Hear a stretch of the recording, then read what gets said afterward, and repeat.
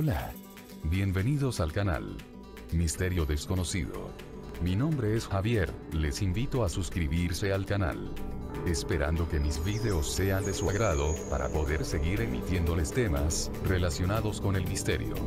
Si es así, pongan manito arriba y dejen sus comentarios para poder mejorar mis videos. Hoy tenemos un tema que espero les guste.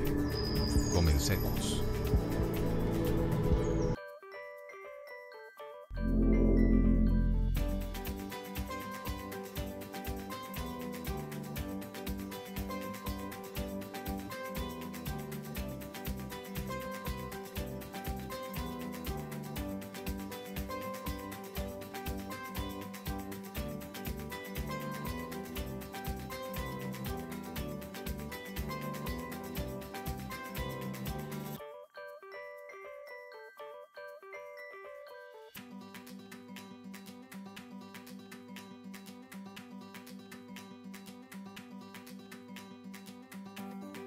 Capítulo 7. Retorno a la vida corporal.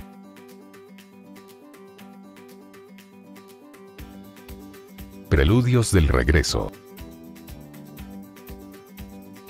¿Conocen los espíritus la época en que han de reencarnar? La presienten, del modo que el ciego percibe el fuego al que se aproxima. Saben que deben volver a tomar un cuerpo, así como sabéis vosotros que habréis de morir algún día, pero sin conocer el momento en que esto sucederá. La reencarnación es, por tanto, una necesidad de la vida espírita, de igual manera que la muerte constituye una necesidad de la vida corporal. Con toda seguridad, así es. ¿Todos los espíritus se preocupan por su reencarnación? Los hay que no piensan en modo alguno en ella, y que inclusive no la comprenden. Esto depende de su naturaleza, más o menos adelantada. Para algunos, la incertidumbre en que se encuentran respecto del futuro es una punición. ¿Puede adelantar o retrasar el espíritu el instante de su reencarnación?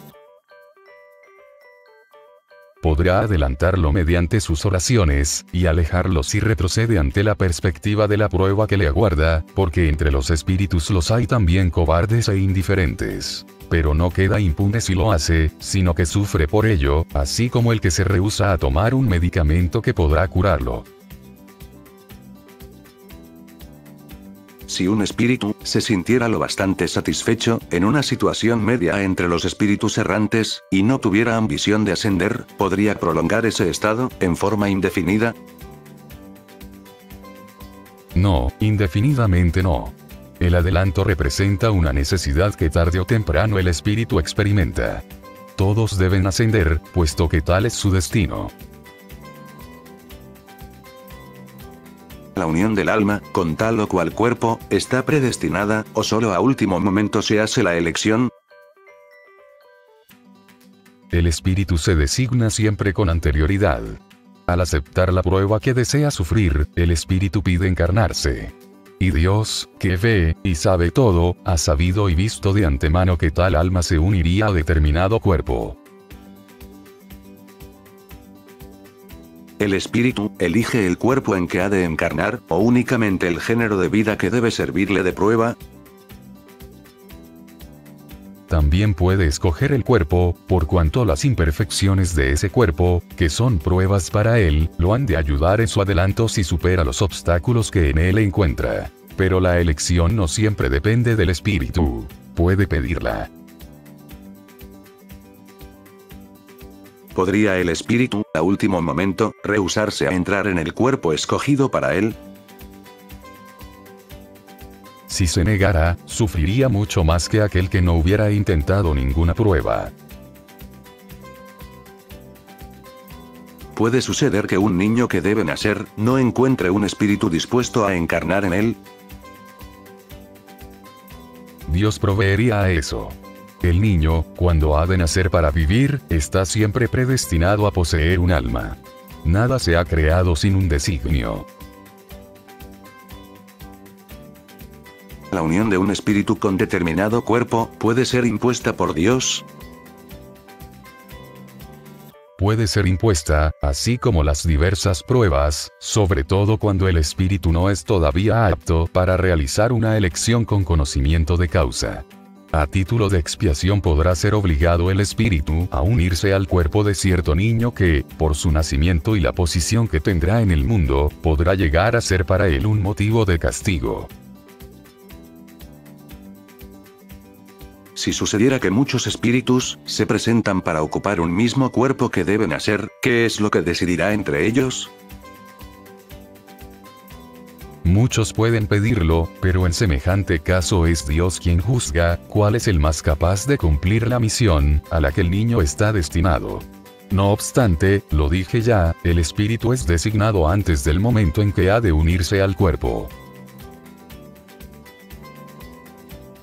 El instante de encarnar se ve acompañado de una turbación, similar a la que se produce cuando un espíritu desencarna. Mucho mayor, y sobre todo más prolongada. Al morir el cuerpo, el espíritu sale de la esclavitud. Con el nacimiento, entra en ella. El momento en que el espíritu debe encarnar, es para él un instante solemne. ¿Cumple ese acto como una cosa seria e importante para él? Es como un viajero que se embarca para una travesía peligrosa, y que no sabe si hallará la muerte en las olas que afronta. El viajero que embarca conoce a qué peligros se expone, mas ignora si naufragará. Así acontece con el espíritu. Sabe el tipo de pruebas a que se somete, pero desconoce si sucumbirá en ellas. Así como la muerte del cuerpo es una forma de renacimiento para el espíritu, la reencarnación constituye para este una especie de muerte, o más bien de exilio y enclaustramiento. Deja el mundo de los espíritus para ingresar en el corporal, como el hombre abandona el mundo corpóreo por el de los espíritus. El espíritu sabe que reencarnará, del mismo modo que el hombre conoce que habrá de morir. Pero, igual que aquel no tiene conciencia de ello sino a último momento, cuando el plazo fijado expira. Entonces, en ese supremo instante se apodera de él la turbación, como en el hombre que agoniza, y esa turbación persistirá hasta que la nueva existencia esté claramente formada. La aproximación de la reencarnación significa una especie de agonía para el espíritu.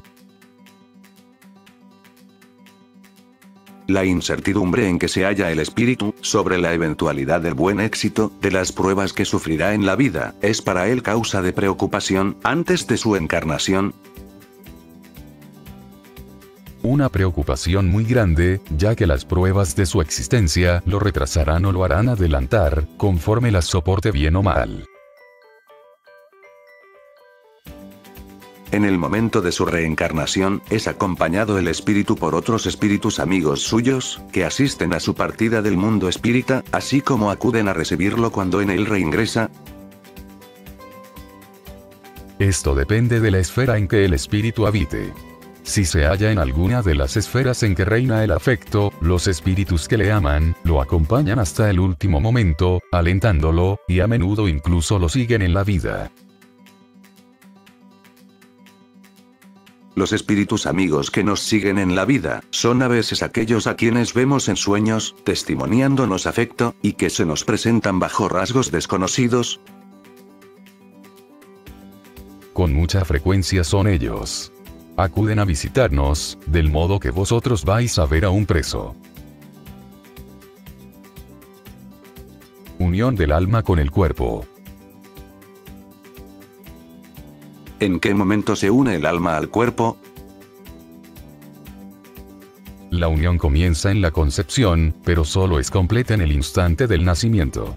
Desde el momento de la concepción, el espíritu designado para habitar determinado cuerpo se une a él, por un lazo fluídico que va estrechándose, cada vez más, hasta el instante en que la criatura es dada a luz. El grito que lanza entonces el recién nacido, anuncia que ha pasado a formar parte de los vivientes, y servidores de Dios.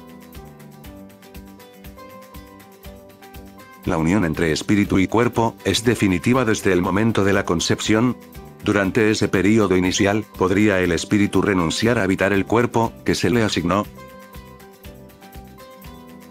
La unión es definitiva, en el sentido de que otro espíritu no podría sustituir al que ha sido designado para ese cuerpo. Pero, como los vínculos que los unen son muy débiles, se quiebran con facilidad, y esto puede suceder por voluntad del espíritu, que retrocede ante la prueba que ha escogido. En tal caso, el niño no vive. ¿Qué acontece al espíritu si el cuerpo que había elegido muere antes de nacer? Opta por otro. ¿Cuál puede ser la utilidad de esas muertes tan prematuras? Las imperfecciones de la materia suelen ser casi siempre la causa de tales muertes. ¿Qué beneficio podrá reportar a un espíritu su reencarnación en un cuerpo que fallece pocos días después de su nacimiento? El ser no tiene suficientemente desarrollada la conciencia de su existencia. La importancia de la muerte es casi nula. Constituye a menudo, como ya lo hemos dicho, una prueba para los padres. ¿Sabe el espíritu de antemano que el cuerpo que escogió no tiene posibilidades de vivir? Algunas veces lo sabe, pero si lo ha elegido por ese mismo motivo, es por ello que se echa atrás ante la prueba. Cuando una reencarnación se ve frustrada para el espíritu, debido a cualquier causa, ¿se suple inmediatamente con otra existencia? No siempre en forma inmediata. El espíritu necesita tiempo para escoger de nuevo, a menos que la reencarnación instantánea no provenga de una determinación anterior. Una vez unido al cuerpo del niño, y cuando ya no puede retroceder, ¿lamenta a veces el espíritu la elección que ha hecho? ¿Quieres decir que, si como hombre, se queja él de la vida que lleva? ¿Si desearía que fuese diferente? Sí. Pero, en lo que respecta a deplorar la elección realizada, no, pues no sabe que la hizo él mismo. Una vez encarnado, el espíritu no puede lamentar una elección de la que ya no tiene conciencia. Pero tal vez encuentre la carga demasiado pesada, y si cree que ésta excede sus fuerzas, entonces recurre al suicidio. En el intervalo que media, entre la concepción y el nacimiento, ¿goza el espíritu de la totalidad de sus facultades? Más o menos, según lo avanzado del proceso, porque no está todavía encarnado, pero sí unido. Desde el instante mismo de la concepción empieza la turbación a apoderarse del espíritu, el cual queda advertido por ello de que ha llegado la hora de iniciar una nueva existencia. Esa turbación va en aumento hasta el instante en que el niño nace. En ese lapso, su situación es más o menos la de un espíritu encarnado durante el sueño del cuerpo. Conforme se aproxima la hora del nacimiento, sus ideas se van esfumando, así como el recuerdo del pasado, del cual ya no tiene conciencia cuando es hombre, una vez ingresado a la vida corporal. Mas ese recuerdo le volverá poco a poco a la memoria, cuando se encuentre en su estado de espíritu desencarnado. En el momento de renacer, ¿recobra el espíritu de inmediato la plenitud de sus facultades? No, sino que éstas se van desarrollando en forma gradual, conjuntamente con los órganos asociados. Se trata, para él, de una nueva vida. Precisa aprender a servirse de sus instrumentos. Las ideas le vuelven de manera paulatina, como en un hombre que sale del sueño y se encuentra en una postura diferente de la que tenía antes de dormirse. Puesto que la unión del espíritu con el cuerpo solo se consuma completa y definitivamente después del nacimiento, ¿podemos considerar al embrión como poseyendo un alma? El espíritu que debe animarlo existe, en cierto modo, fuera de él. No tiene pues, hablando con propiedad, un alma, ya que la encarnación está solo en vías de operarse. Pero se encuentra unido al alma que debe poseer. ¿Cómo se explica la vida intrauterina? El embrión vive la existencia animal. El hombre, en cambio, poseerá en sí la vida animal, y la vegetal, que al nacer completa con la espiritual. Hay, como la ciencia lo indica, niños que desde el seno materno no tienen posibilidades de vivir. ¿Y con qué objeto sucede esto? Ocurre a menudo, y Dios lo permite a título de prueba, ya sea para los progenitores, o bien para el espíritu asignado para ocupar ese cuerpo. ¿Hay niños nacidos muertos, que no estaban destinados a la encarnación de un espíritu? Sí, los hay que no tuvieron jamás asignado a su cuerpo un espíritu. Para ellos nada debía realizarse. En tal caso, solo por los padres llegó ese niño. ¿Un ser de tal naturaleza puede llegar al tiempo normal de nacimiento? Sí, en ocasiones, pero entonces no vive.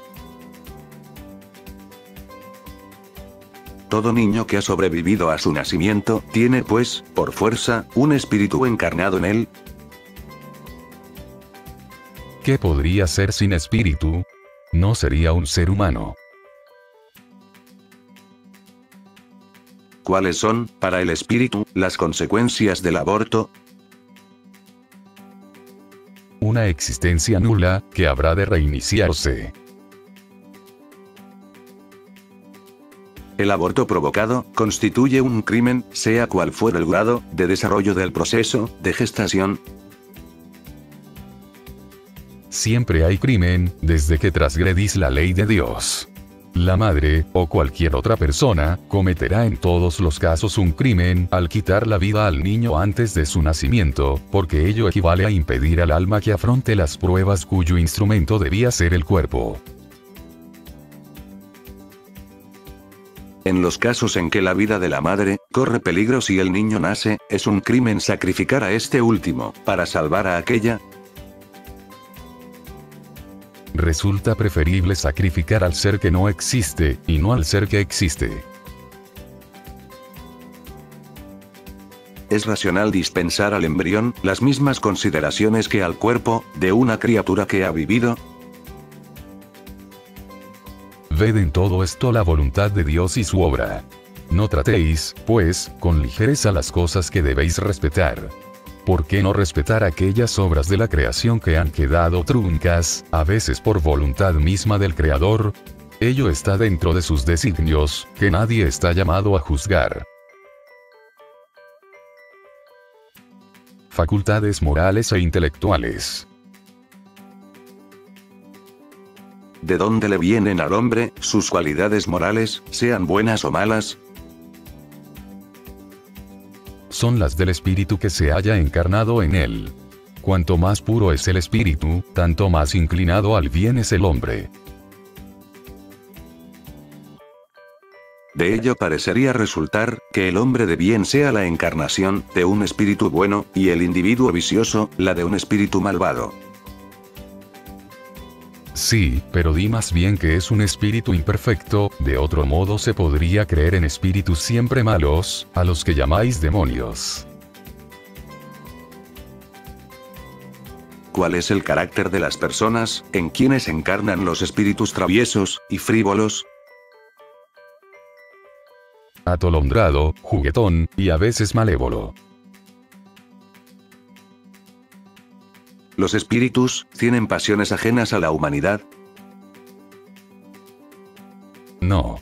Si así fuese, vosotros también las tendríais. ¿Es un mismo espíritu el que da al hombre sus cualidades morales y las de la inteligencia?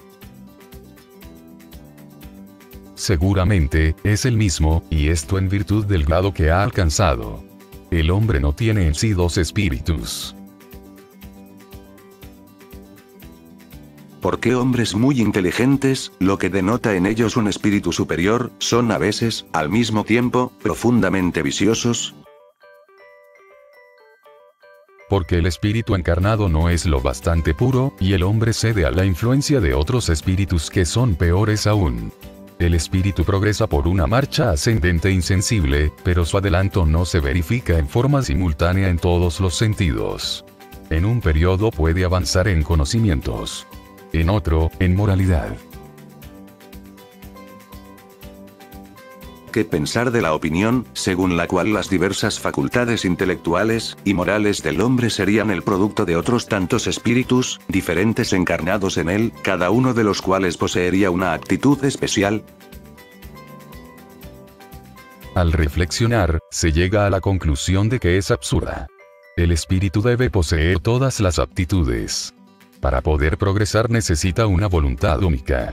Si el hombre fuera una amalgama de espíritus, esa voluntad no existiría y no habría en él individualidad, ya que a su muerte todos esos espíritus serían como un montón de pájaros volando de la jaula. El hombre se queja a menudo de no comprender ciertas cosas, y es curioso ver cómo multiplica las dificultades, mientras que tiene a mano una explicación enteramente simple y natural. Una vez más es tomar el efecto por la causa. Aquellos creían en tantos dioses como fenómenos hay en el universo, pero entre ellos mismos las personas sensatas solo veían en tales fenómenos efectos cuya causa era un dios único. Influencia del organismo. Al unirse al cuerpo, ¿se identifica el espíritu con la materia? La materia es tan solo la envoltura del espíritu, como la ropa es la envoltura del cuerpo. Al unirse al cuerpo, el espíritu conserva los atributos de su naturaleza espiritual. Las facultades del espíritu se ejercen con toda libertad, después de su unión con el cuerpo. El ejercicio de las facultades depende de los órganos que le sirven de instrumentos. Aquellas se debilitan por lo grosero de la materia. Según esto, ¿sería la envoltura material un impedimento para la libre manifestación de las facultades del espíritu, así como un vidrio opaco se opone al libre paso de la luz? En efecto, y muy opaco. ¿El libre ejercicio de las facultades del alma está subordinado al desarrollo de los órganos? Los órganos son los instrumentos para la manifestación de las facultades del alma. Dicha manifestación se halla subordinada al desarrollo y al grado de perfeccionamiento de esos mismos órganos, como la calidad de un trabajo depende de la eficacia de la herramienta con que se ejecuta. ¿Es posible inducir, de la influencia de los órganos, una relación entre el desarrollo de los órganos cerebrales y el de las facultades morales e intelectivas? No confundáis el efecto con la causa. El espíritu posee siempre las facultades que le son propias. Ahora bien, no son los órganos los que dan las facultades, sino las facultades las que impulsan el desarrollo de los órganos. Según esto, la diversidad de aptitudes existentes en el hombre, ¿se debe únicamente al estado del espíritu? Únicamente no es una palabra del todo exacta. En las cualidades del espíritu, que puede ser más o menos adelantado, reside el principio. Pero hay que tomar en cuenta la influencia de la materia, que traba más o menos el ejercicio de esas cualidades. Idiotismo, locura. Es fundada la opinión, según la cual los cretinos e idiotas poseerían un alma de naturaleza inferior. No, tienen un alma humana, con frecuencia más inteligente de lo que pensáis, y que sufre por la insuficiencia de los medios que dispone para comunicarse, del mismo modo que el mudo padece por no poder hablar. ¿Qué objeto se propuso la providencia al crear seres desdichados, como los cretinos e idiotas? Son espíritus en punición los que habitan cuerpos de idiotas. Esos espíritus sufren por el constreñimiento que experimentan, y la impotencia en que se hallan, para manifestarse mediante órganos no desarrollados o defectuosos. Entonces, ¿no es exacto afirmar que los órganos influyen sobre las facultades? no hemos dicho nunca que los órganos no influyeran. Antes bien, influyen en gran manera sobre la manifestación de las facultades, pero ellos no otorgan esas facultades. Ahí radica la diferencia. Un buen músico con un instrumento mediocre, no hará buena música, y esto no le impedirá ser un ejecutante virtuoso. Es preciso distinguir el estado normal, del patológico. En estado normal, lo moral supera el obstáculo que la materia le opone. Pero, casos hay en que la materia ofrece tal resistencia que las manifestaciones son impedidas o desnaturalizadas, como acontece en la idiotez y la locura. Estos son los casos patológicos, y en semejante estado, no gozando el alma de toda su libertad, la ley humana misma la exime de la responsabilidad de sus actos. ¿Qué valor puede tener la vida para seres que, como los idiotas y cretinos, no pudiendo hacer el bien ni el mal, se ven impedidos de progresar? Se trata de una expiación, impuesta al abuso, que se ha podido hacer de ciertas facultades. Es un periodo de purificación. El cuerpo de un idiota puede contener un espíritu que haya animado a un hombre genial, en una existencia precedente. Sí. El genio se convierte a veces en una calamidad cuando de él se abusa. El idiota, en estado de espíritu, ¿tiene conciencia de su estado mental? Sí, muy a menudo. Comprende que las cadenas que traban su vuelo son una prueba y una expiación. En la locura, ¿cuál es la situación del espíritu? En estado de libertad, el espíritu recibe directamente sus impresiones, y ejerce a sí mismo de manera directa su acción sobre la materia.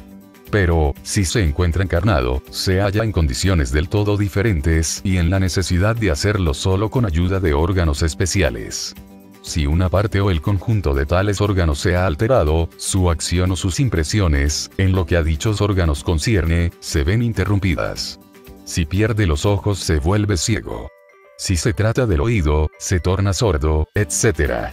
Ahora, figúrate que el órgano que preside los efectos de la inteligencia y de la voluntad sea parcial o enteramente afectado o modificado, y te será fácil comprender que, no teniendo ya el espíritu a su servicio sino órganos incompletos o desnaturalizados, de ello debe resultar una perturbación de la que el espíritu, para consigo mismo y en su fuero interno, tiene perfecta conciencia, pero cuyo curso no es dueño de detener. Entonces, ¿es siempre el cuerpo y no el espíritu el que está desorganizado? En efecto, pero no hay que perder de vista que, así como el espíritu obra sobre la materia, ésta reacciona sobre él en cierta medida, y el espíritu puede encontrarse momentáneamente impresionado por la alteración de los órganos por los cuales manifiesta, y recibe sus impresiones. Puede acontecer que a la larga, cuando la locura haya durado mucho tiempo, la repetición de los mismos actos termine por ejercer sobre el espíritu una influencia de la que no es liberado sino después de haberse separado por completo de toda impresión material.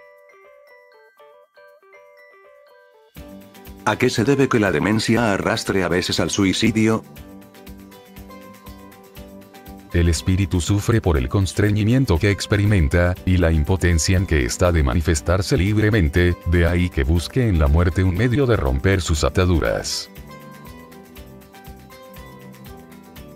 El espíritu del alienado, se resiente, después de la muerte, del desarreglo de sus facultades. Puede resentirse de ello por algún tiempo después de la muerte, hasta que esté completamente desprendido de la materia, como el hombre que despierta experimenta por un rato la perturbación en que el sueño lo ha sumergido. ¿Cómo puede la alteración del cerebro reaccionar sobre el espíritu después de la muerte? Es un recuerdo. Un peso oprime al espíritu, y como no ha tenido conocimiento de cuanto ha ocurrido durante su demencia, siempre necesita cierto tiempo para volver a ponerse al corriente de la situación. De ahí que, cuanto más haya durado su locura en vida, más durará su molestia, el constreñimiento después de la muerte.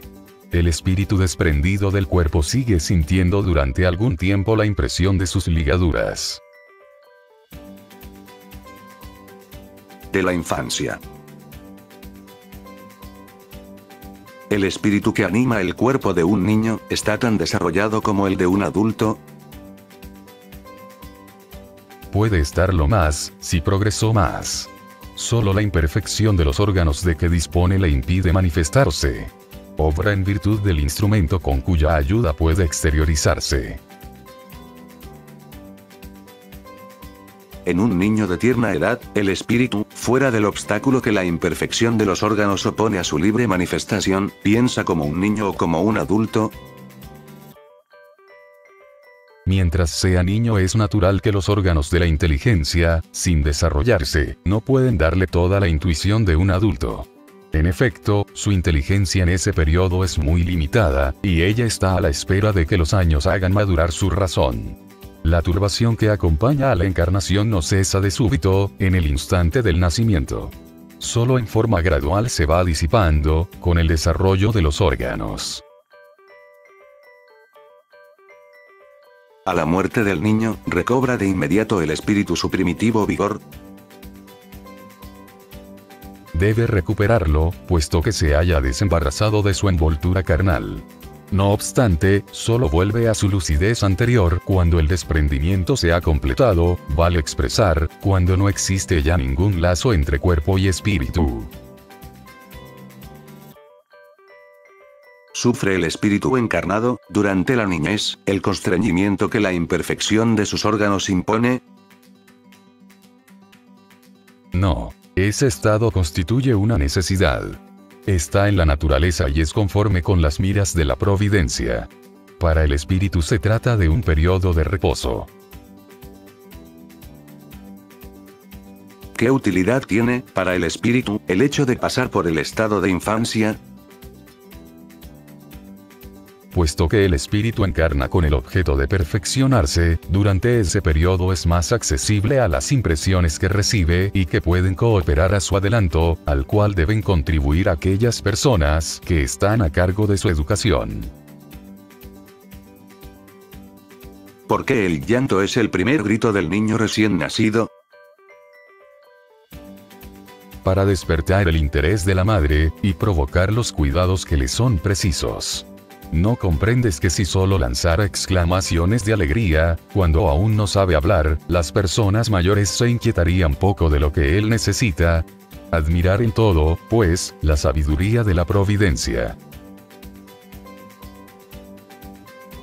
¿A qué se debe el cambio que se opera en el carácter a cierta edad, particularmente al salir de la adolescencia? ¿Es el espíritu el que se modifica? Es el espíritu, que recobra su naturaleza y se muestra como era.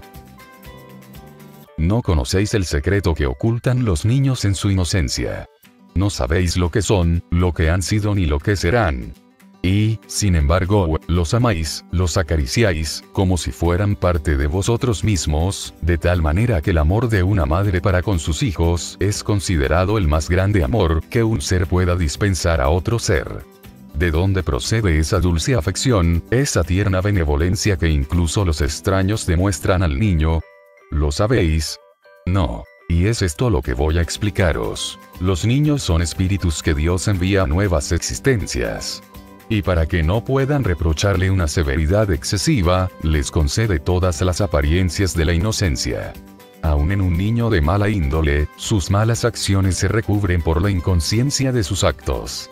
Y esa inocencia no es una superioridad real sobre que eran antes. No, es la imagen de lo que deberían ser, y si no lo son, a ellos solos corresponderá la pena. Pero Dios les ha dado ese aspecto no únicamente por ellos mismos, sino además, y sobre todo, por sus progenitores, cuyo amor es necesario a su debilidad, y ese amor se vería singularmente debilitado por la comprobación de un carácter áspero y brusco, mientras que por el contrario, creyendo los padres que sus hijos son buenos y tiernos, les dispensan todo su afecto y les rodean de las más delicadas atenciones. Mas, cuando los niños dejan de tener ya necesidad de tal protección, de esa asistencia que se les ha prestado durante 15 a 20 años, su carácter real e individual reaparece en toda su desnudez. Sigue siendo bueno si fundamentalmente lo era. Pero adquiere siempre matices que habían permanecido ocultos en su primera infancia. Ya veis que los caminos de Dios son siempre los mejores y que, cuando se posee un corazón puro, la explicación de ello es fácil de concebir. En efecto, tened muy en cuenta que el espíritu de cada niño que nace entre vosotros puede proceder de un mundo en que ha tomado hábitos del todo diferentes. ¿Cómo querríais que fuese, en medio de vosotros, ese nuevo ser que viene con pasiones completamente distintas a las que tenéis, con tendencias y gustos opuestos por entero a los vuestros? ¿Cómo pretenderíais que se incorporara él a vuestras filas de otro modo que según Dios lo quiso, esto es, pasando primero por el tamiz de la infancia? En ella vienen a confundirse todos los pensamientos, caracteres y variedades de seres engendrados por esa multitud de mundos en los cuales crecen las criaturas. Y vosotros mismos, al morir, os encontraréis en una especie de infancia en medio de nuevos hermanos. Y en vuestra nueva existencia no terrenal, ignoraréis los hábitos, costumbres y relaciones de ese mundo que es nuevo para vosotros. Manejaréis con dificultad una lengua que no estaréis habituados a emplear, lenguaje más vivo que vuestro pensamiento actual. La niñez tiene todavía otra utilidad. Los espíritus solo ingresan a la vida corporal con el objeto de perfeccionarse, de mejorar. La debilidad de los primeros años los torna flexibles, accesibles a los consejos de la experiencia y de aquellas personas que deben hacerlos adelantar. Es entonces cuando resulta posible reformar su carácter y reprimir sus malas inclinaciones. Tal es el deber que Dios ha puesto en manos de sus padres, misión sagrada por la que tendrán estos que responder. Así pues, la infancia del hombre no solamente es útil, necesaria e indispensable, sino que además constituye la consecuencia natural de las leyes que Dios ha establecido y que rigen el universo. Simpatías y antipatías terrestres. Dos seres que se han conocido y amado, ¿pueden volver a encontrarse en otra existencia corporal, y reconocerse? Reconocerse, no. Pero sentirse atraídos recíprocamente, sí. Y a menudo ciertos lazos íntimos basados en una afección sincera no tienen otra causa que esa. Dos seres son acercados el uno al otro por circunstancias que en apariencia son fortuitas, pero que constituyen el resultado de la atracción de ambos espíritus, que a través de la muchedumbre se buscan. ¿No sería más grato para ellos el reconocerse? No siempre. El recuerdo de las pasadas existencias tendría inconvenientes más serios de lo que creéis. Después de la muerte se reconocerán y sabrán en qué tiempo han estado juntos. ¿La simpatía tiene en todos los casos por motivo un conocimiento anterior? No. Dos espíritus que armonizan se buscan naturalmente, sin que se hayan conocido como seres humanos. Los encuentros que se han verificado a veces entre ciertas personas, y que se atribuyen al azar, ¿no serían el efecto de una especie de relaciones simpáticas? Hay entre los seres pensantes lazos que todavía no conocéis. El magnetismo es la explicación de esa ciencia que más adelante comprenderéis mejor. ¿A qué se debe la repulsión instintiva, que a primera vista experimentamos hacia ciertas personas? Espíritus antipáticos, que se adivinan y se reconocen sin hablarse. ¿La antipatía instintiva denota siempre una condición malvada? Dos espíritus no son por fuerza malos, porque no simpaticen el uno con el otro. La antipatía puede nacer de una falta de similitud en la manera de pensar. Pero, a medida que se elevan, los matices se van borrando y la antipatía desaparece. ¿La antipatía entre dos personas nace primero en aquella cuyo espíritu es peor, o en la otra, cuyo espíritu es mejor? En una y en otra, pero las causas y efectos son diferentes. Un espíritu malo siente antipatía por cualquiera que pueda juzgarlo y desenmascararlo. Al ver a una persona por primera vez, sabe que va a ser desaprobado por ella. Su distanciamiento se trueca en odio, en envidia, y le inspira el deseo de hacer el mal. El espíritu bueno experimenta repulsión hacia el malvado, porque sabe que éste no le comprenderá y que no comparten iguales sentimientos. Pero, apoyado en su superioridad, no siente hacia el otro ni odio ni envidia. Se limita a evitarlo y compadecerlo. Olvido del pasado. ¿Por qué el espíritu encarnado pierde el recuerdo de su pasado? El hombre no puede ni debe saberlo todo. Dios, en su sabiduría, así lo quiere. A no ser por el velo que le oculta ciertas cosas, el hombre se hallaría deslumbrado, como aquel que sin transición pasa de la oscuridad a la luz. Mediante el olvido del pasado es más el mismo. ¿Cómo puede el hombre ser responsable de actos, y rescatar faltas que no recuerda? ¿De qué manera podrá aprovechar la experiencia que adquirió, en vidas que han caído para él en el olvido? Se concebirá que las tribulaciones de la existencia fueran una lección para él, si se acordara de las causas que han podido acarrearlas. Pero, puesto que no tienen memoria de ello, cada existencia es para él como si fuese la primera, y así está siempre comenzando. ¿Cómo conciliar esto con la justicia de Dios?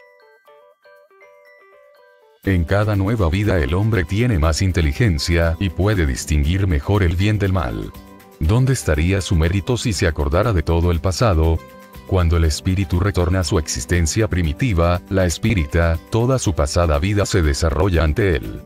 Ve las faltas en que incurrió y que son causas de su sufrimiento, y ve también lo que hubiera podido impedir que las cometiera. Comprende que la situación en que se halla es justa, y busca entonces una existencia capaz de reparar los errores de aquella que acaba de transcurrir para él.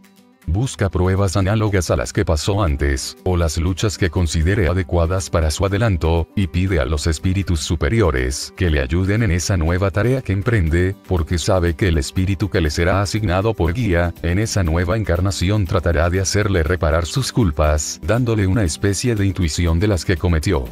Esa misma intuición obra con frecuencia cuando os asalta un pensamiento, un deseo criminal al que os resistís por instinto, atribuyendo casi siempre vuestra resistencia a los principios que habéis recibido de vuestros progenitores, cuando en realidad es la voz de la conciencia la que os habla, y esa voz es el recuerdo del pasado, que os advierte que no volváis a caer en las faltas en que habéis ya incurrido. El espíritu que ha ingresado a esa nueva existencia, si sufre tales pruebas con valor y las resiste, se eleva y asciende en la jerarquía de los espíritus, cuando vuelve a estar entre ellos. Si no tenemos durante la vida corporal, un recuerdo preciso de lo que hemos sido y de lo que hicimos de bueno o de malo en nuestras anteriores existencias, tenemos, sí, la intuición de ello, y nuestras tendencias instintivas son una reminiscencia del pasado, a las cuales la conciencia, que es el deseo que hemos concebido de no cometer más las mismas faltas, nos incita a resistir.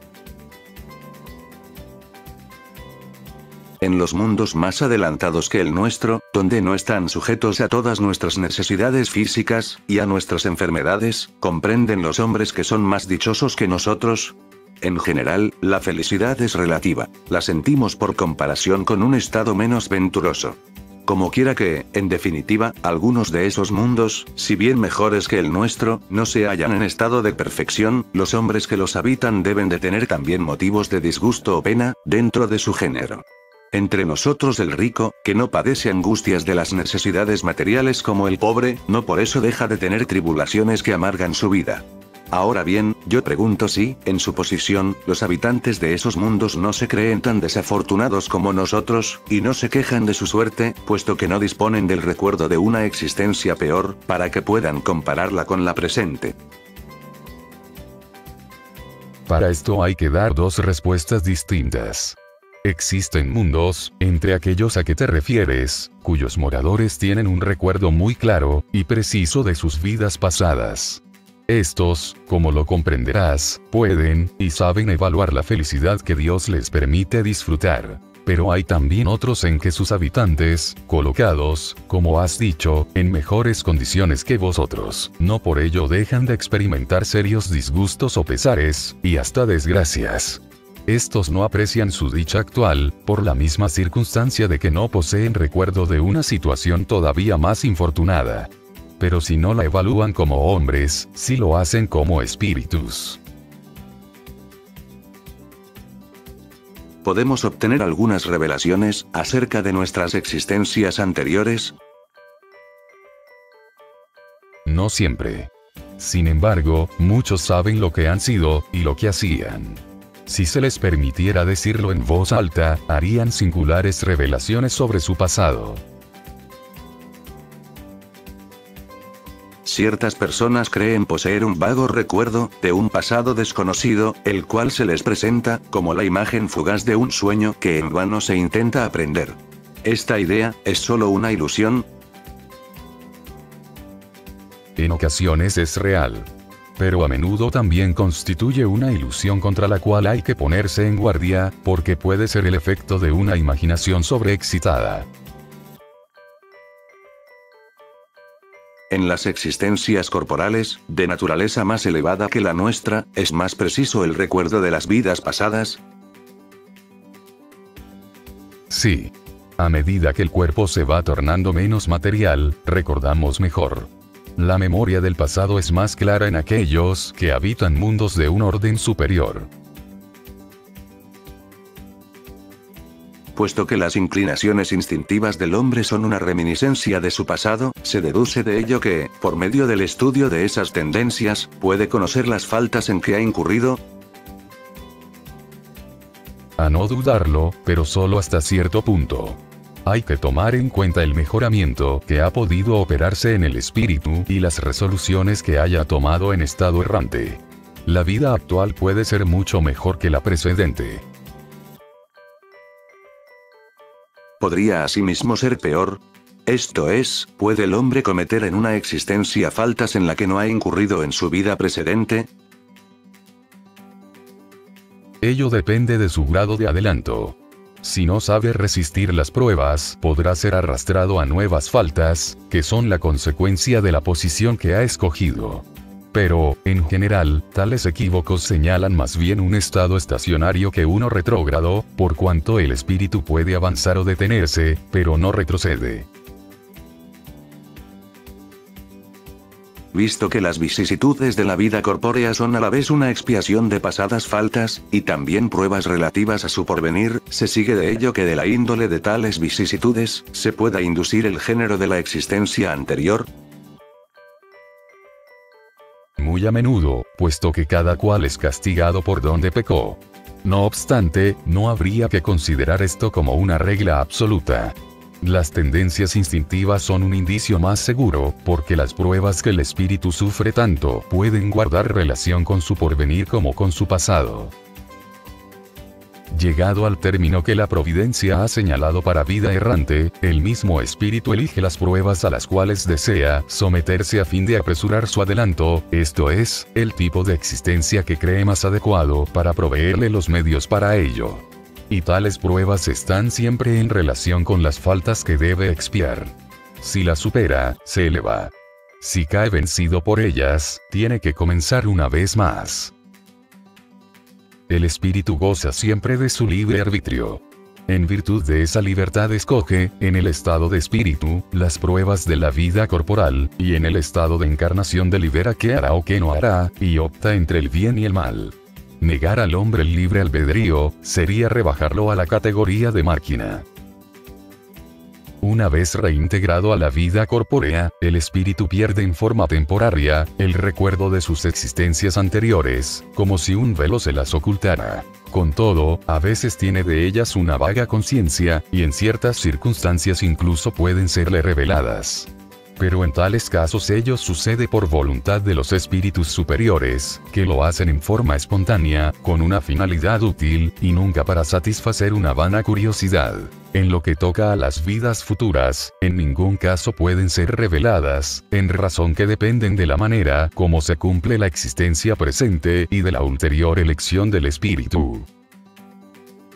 El olvido de las faltas cometidas no es un obstáculo para el mejoramiento del espíritu, porque si no guarda de ellas un recuerdo preciso, el conocimiento que de las mismas tenía cuando se encontraba en erraticidad, y el deseo que ha concebido de repararlas, lo guían por intuición, y le dan el pensamiento de resistir al mal. Ese pensamiento es la voz de la conciencia, en la cual es secundado por los espíritus, que lo asisten si escucha las buenas inspiraciones que le sugieren. Si bien el hombre desconoce los actos específicos que cometió en sus vidas anteriores, puede en cambio saber siempre por qué clase de falta se ha hecho culpable, y cuál era entonces su carácter dominante.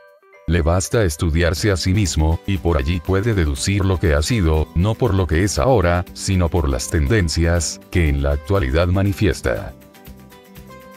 Las adversidades de la vida corpórea son a la vez una expiación por pasadas faltas y también pruebas que preparan el futuro.